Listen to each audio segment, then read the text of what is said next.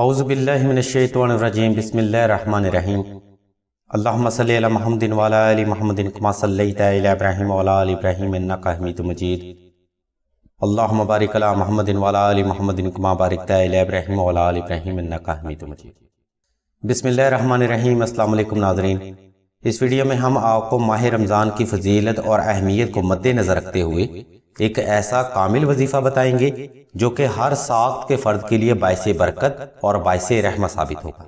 اس وظیفہ کے لیے آپ نے یکم رمضان کو بعد از نماز مغرب حسب تفیق کچا راشن صدقہ کر کے 2 رکعت صلاۃ الحاجت نفل ادا کرنے ہیں۔ ان نوافل اور صدقہ کے بعد آپ نے 1100 مرتبہ درود ابراہیمی مغرب سے سحری تک تلاوت کرنا ہے۔ ناظرین، ماہ رمضان کا پہلا عشرہ باعث رحمت ہے، اور یہ اللہ تبارک و تعالیٰ کی اس رحمت کا آغاز ہے جو روح زمین پر 10 دن مسلسل اپنا نزول کرتی ہے۔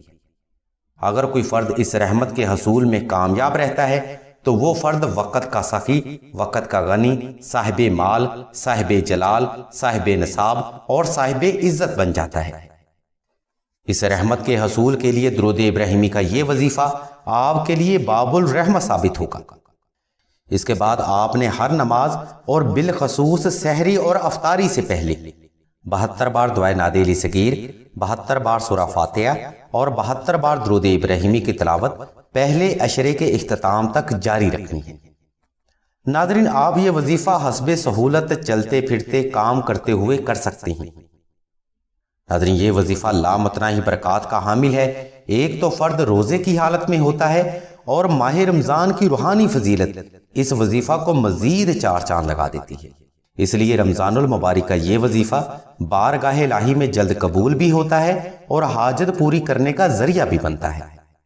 ناظرین، وظیفہ ایک نفلی عبادت ہے۔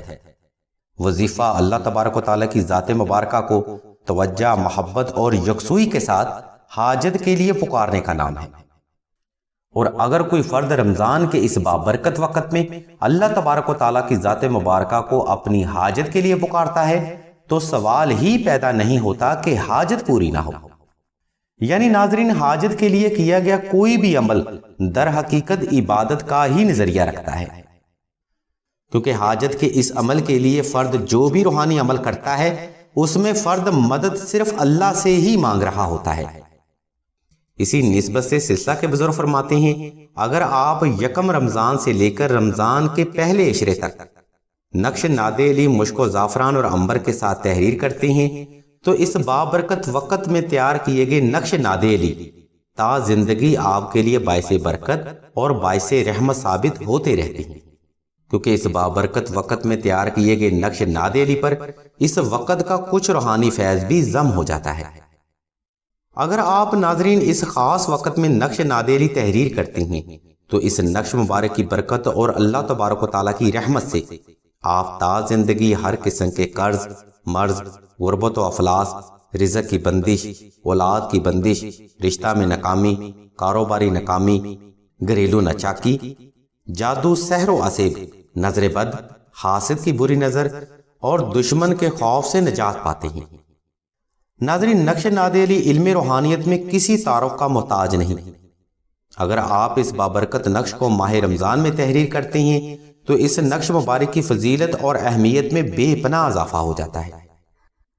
اگر آپ بھی اپنی جائز حاجت کے حصول کے لیے یہ نقش مبارک تحریر کرنا چاہتے ہیں تو اس کے لیے لنک اور نمبر ہم نے ویڈیو کی ڈسکرپشن میں دے دیے ہیں۔